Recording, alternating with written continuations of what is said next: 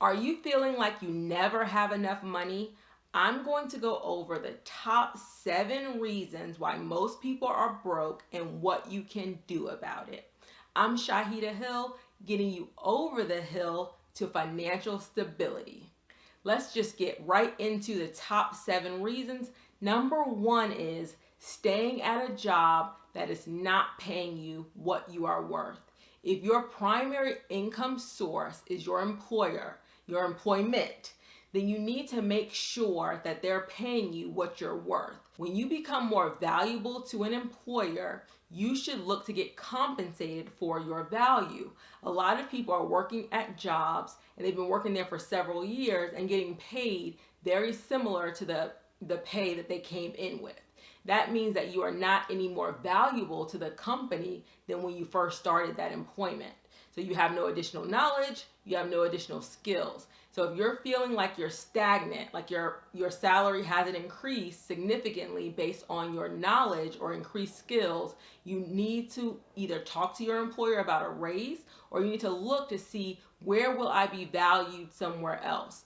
As a teacher, we were paid on as a former teacher, we were paid on a salary schedule. So it really didn't matter. It was based on your years of employment and your education. So it didn't matter that, there's one teacher that might not have been doing a great job, and then another teacher was doing a great job. They would get paid the same thing if they had the same level of education and if they had similar, years of service. And that was a problem for me because I was working really hard and I knew my value was higher than some of the other teachers that I was working with, but we were getting paid the same. And some teachers that had been there for a long time were getting paid more than me. And so that gave me, more incentive to get out of the teaching profession because it's not really, you're not paid based on your value. That's number 1. And number 2, not exploring entrepreneurship soon enough. So again, you have your current skills and you're working for an employer that sets your salary and tells you what you're going to get paid. And there's going to be a ceiling to that. There's going to be a ceiling to the amount of money they're willing to pay you. However, when you start your own business, and it doesn't have to be a huge business, it can just be a small home-based business, you have no cap on your potential income. And that's what makes entrepreneurship, starting a small business, such a good idea. Even if you're working a full-time job, you have the opportunity to start making money that is unlimited. And a lot of times you can base it on your current skills. So say you are a chef. Maybe you should be doing a YouTube channel with your recipes. Maybe you should be selling some of your dishes. There are so many opportunities that you have. So whatever your employment is, you need to say, how could I be a small business based on the skills that I already have? YouTube is a great place to find additional resources. You can put in your profession, you could put in, jobs, businesses to start as a teacher or businesses to start as a mechanic. What could you be doing on the side that offers you unlimited potential income? And in a lot of cases, you can possibly surpass or replace your current job.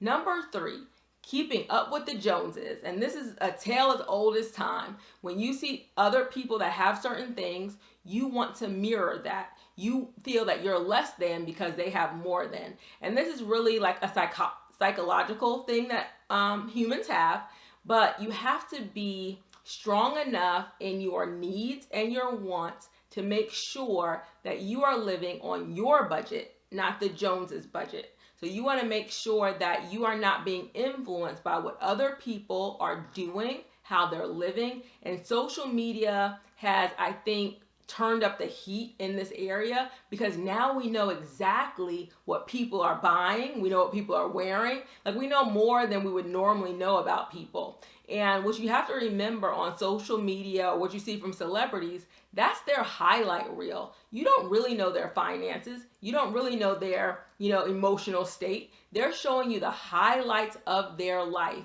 And if you start following the highlights of their life in your life, you are mixing two things that don't match.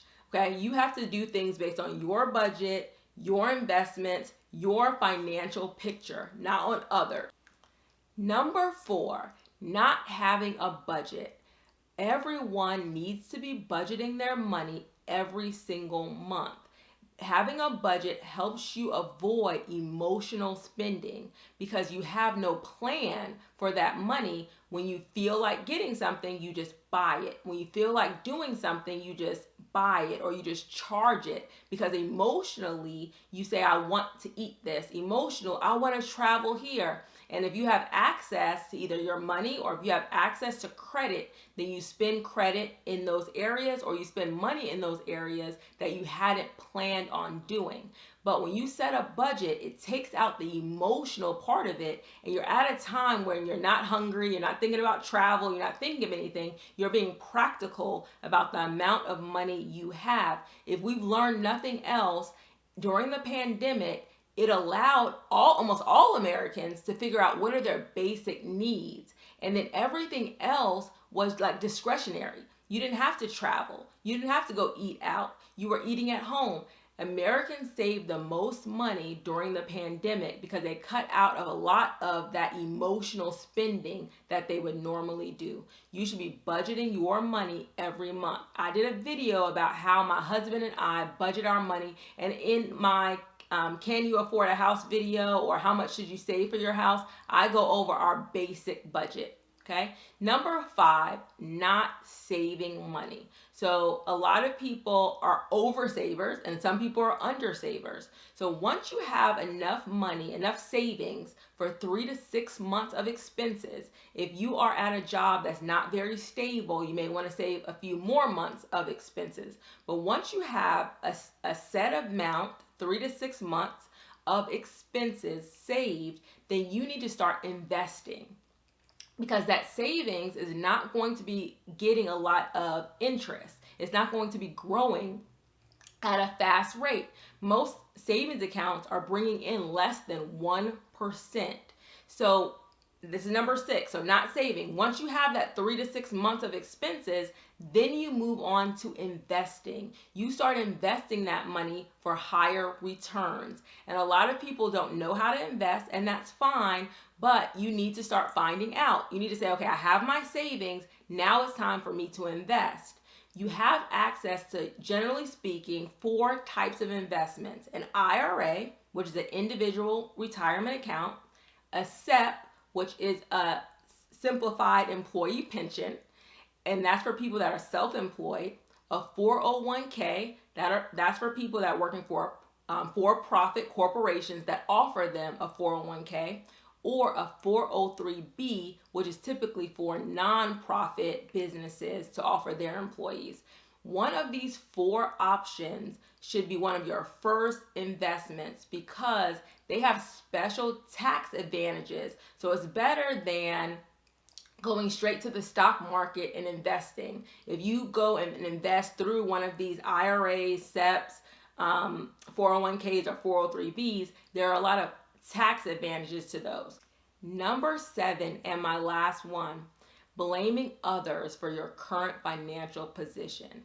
When you're blaming other people for your current financial position, it's generally going to hold you back because you're always going to be looking outside of yourself for answers. So when you say things like, my parents never taught me about money, my employer's not paying me enough, they're not being fair, I don't have enough skills, whatever it is outside of yourself, that may keep you broke because that mindset makes you think that other people are controlling your finances, when the truth is you have to control your money. And there are so many different resources. We have YouTube, we have Google. If there's anything that you want to learn to do, if there's any way you want to learn to make money, you can find it online. At this time in our lives, this is the most access that we have ever had to information and to opportunity, but only certain segments of the population are truly taking advantage of it. I implore you to really look and see what could you be doing to increase your income. This is Shaheedah Hill. Please like and subscribe to my channel for new videos every week.